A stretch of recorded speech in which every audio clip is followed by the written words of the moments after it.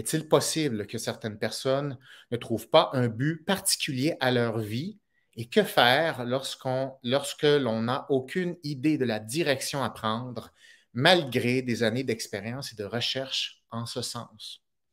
Je pense que cette question-là est centrale parce que je vois difficilement comment on peut s'en sortir dans la vie sans, à un moment ou à un autre, se poser cette question-là, c'est-à-dire dans quelle direction je dois aller. Oui, cette question-là va varier d'une personnalité à l'autre. Par exemple, euh, ça va varier beaucoup en fonction de vos traits de personnalité. Par exemple, vous savez qu'il y a 5 traits de personnalité.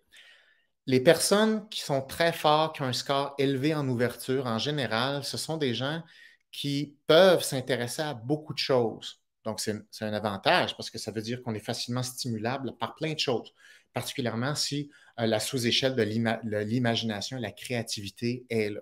Donc, on imagine des choses, on est stimulé. Facilement, on butine, on s'intéresse à beaucoup de sujets possibles. OK, mais si on n'approfondit pas quelque chose, le sens n'émerge pas. Donc, le phénomène du butinage d'une activité à une autre ne crée pas du sens. Alors, ça, c'est quelque chose dont je parle assez souvent parce que beaucoup de gens avec le trait de personnalité d'ouverture élevé, et ce sont des gens qui sont stimulés par plein de choses, qui sont un peu touche-à-tout, qui aiment plein de choses, mais profondément, le sens, on dirait qu'il n'émerge pas. C'est parce que le sens, c'est une autre composante qui est plus compliquée que seulement l'intérêt. C'est beaucoup plus compliqué, l'intérêt. Donc, l'autre chose, les gens qui ont une extraversion élevée, typiquement, ce sont des gens qui réagissent plus à la dopamine. Ce sont des gens qui vont prioriser plus le renforcement à court terme que l'investissement à long terme. Ce sont des gens qui vont investir davantage dans l'instant présent. Ils vont prioriser l'instant présent.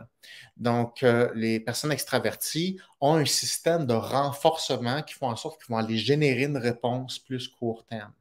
Encore une fois, c'est un système qui priorise la stimulation dans l'instant présent, mais qui ne favorise pas l'investissement qui, lui, est préalable à l'émergence du sens.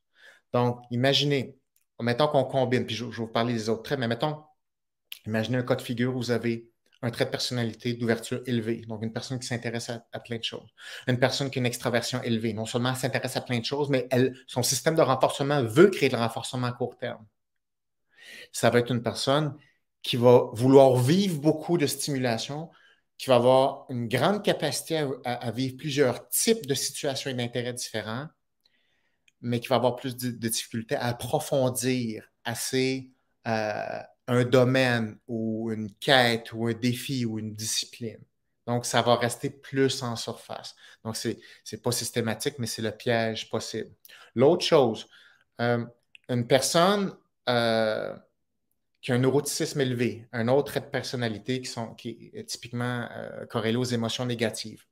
Donc, si le neuroticisme est élevé, donc une personne qui a naturellement plus d'émotions négatives, ça veut dire que ça va être une personne qui va avoir tendance à moins bien gérer la contrariété ou la frustration.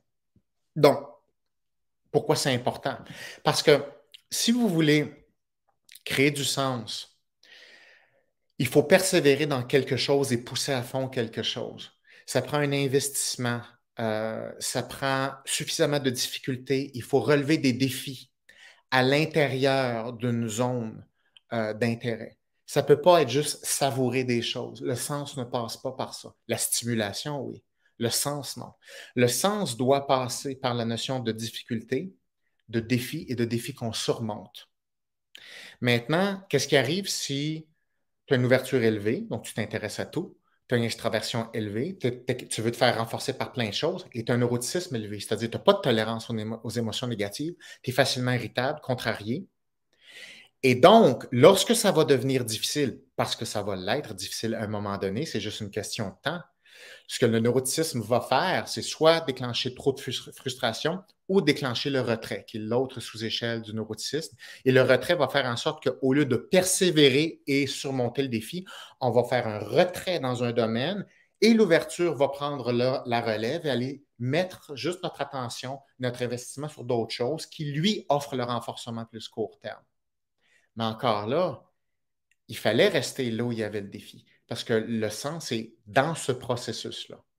Donc, le neuroticisme qui est élevé peut faire en sorte qu'on se sort de cet investissement-là et on revient dans une branche de droite, qui est une zone de confort, conformément à ce que notre personnalité va créer la tendance naturelle. Ça, c'est correct, là, les tendances naturelles, mais il faut être capable de comprendre les limites de tendances naturelles en lien avec nos personnalités.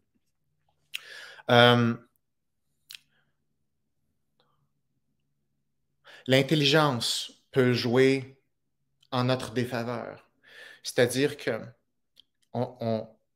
les personnes qui sont très brillantes, qui ont un quotient intellectuel qui est très élevé, sont habituées de réussir assez facilement. Donc, ils ont, pas toujours, mais il y en a qui sont moins habitués à faire face à des murs, se sentir impuissants, travailler, pas comprendre, pas être bon rapidement. Donc, l'intelligence accélère la capacité à résoudre des équations, processer de l'information, apprendre rapidement. Mais une personne qui est habituée d'apprendre rapidement, réussir rapidement, lorsqu'elle va prendre son mur, ça se peut qu'elle n'ait pas l'habitude d'être ralentie, d'être contrariée, et donc elle va arrêter de persévérer. Donc, c'est l'avantage et l'inconvénient des gens qui sont assez talentueux sur le plan cognitif, c'est qu'ils peuvent réussir des choses rapidement, mais ça ne veut pas dire qu'ils sont suffisamment persévérants ou qu'ils n'ont pas développé suffisamment d'endurance à la contrariété pour rester là et continuer à travailler. Donc, il y a beaucoup de gens qui ont une grande intelligence qu'à un moment donné, quand ils ne se sentent plus renforcés, quand ça devient trop difficile, ils pull out, puis ils vont juste faire d'autres choses. Ils retombent dans un niveau facile, jusqu'à ce que ça devienne difficile, oups, puis on change, puis on change, puis on change. Ça, c'est un pattern. Ça, c'est une branche de droite. À un moment donné, quand tu recommences les mêmes genres d'opérations, puis tu t'approfondis pas, tu reviens sur tes pas à un moment donné. Et donc, ça, c'est un pattern possible. OK? Donc, j'essaie d'utiliser les questions pour vous faire une image de, dans chaque question qu'on me pose, il y a un Y.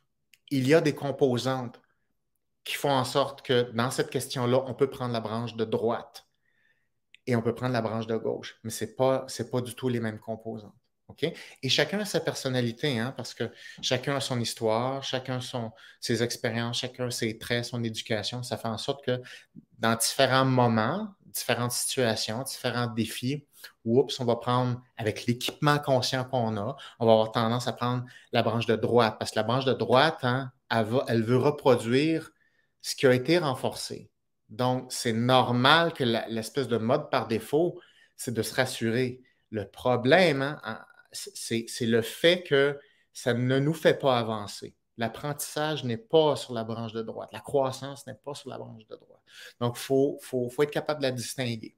OK? Puis notre cerveau nous joue des tours en fonction des forces qu'on a. Et ça, c'est absolument normal. C'est juste qu'il faut être vigilant.